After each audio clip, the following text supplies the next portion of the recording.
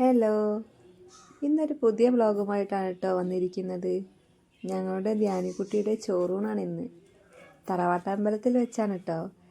ഇത് രണ്ടാമത്തെ ചോറൂണാണ്. ഗുരുവായൂരിലെ ചോറൂണ് ഇന്നലെ കഴിഞ്ഞിരുന്നു. അവിടുന്ന് പിന്നെ വീഡിയോസൊന്നും എടുക്കാൻ പറ്റില്ലല്ലോ, ഫോട്ടോ മാത്രമാണ് കിട്ടിയത്. അമ്മച്ചൻ്റെ മടിയിലിരുന്നിട്ടാണ് കേട്ടോ ഇന്ന് ചോറുണ്ണുന്നത്. ആദ്യം തെച്ചിപ്പൂവും ചന്ദനവും ഒക്കെ തൊടിയിച്ചു. പിന്നെ രുചികൾ അറിയാൻ വേണ്ടിയിട്ട് പപ്പടവും പായസവും പഴവും പുളിയും എരിവും ഉപ്പും എല്ലാം ഉണ്ടായിരുന്നു. ഇതെല്ലാം ഒന്ന് തൊട്ട് നാവിൽ വെച്ച് കൊടുക്കുകയാണ്. അവൾക്ക് നല്ല ശീലമായതുകൊണ്ട് കരച്ചിലൊന്നും ഇല്ല, നല്ല കുട്ടിയായിട്ട് ഇരുന്നിരുന്നു. അമ്മച്ചൻ കൊടുത്തു കഴിഞ്ഞതിന് ശേഷം പിന്നെ ഓരോരുത്തരായിട്ട് അങ്ങനെ മാറി കൊടുത്ത്. അമ്മമ്മ കൊടുത്ത്, ഞാൻ കൊടുത്ത്.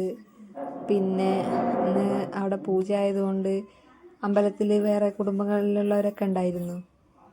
പിന്നെ ചേച്ചി കുട്ടികളെല്ലാവരും വെയിറ്റിങ്ങിലായിരുന്നു കേട്ടോ ചോറ് കൊടുക്കാനായിട്ട്. തനു കൊടുത്തു, തീർത്ഥമോള് കൊടുത്തു, പിന്നെ ധ്വനി കൊടുത്തു. ധ്വനിക്ക് വളരെ മടിയായിരുന്നു കേട്ടോ കൊടുക്കാൻ. അമ്മമ്മ പിടിച്ചിട്ടാണ് അവൾ കുഞ്ഞാവയ്ക്ക് ചോറൊക്കെ കൊടുത്തത്.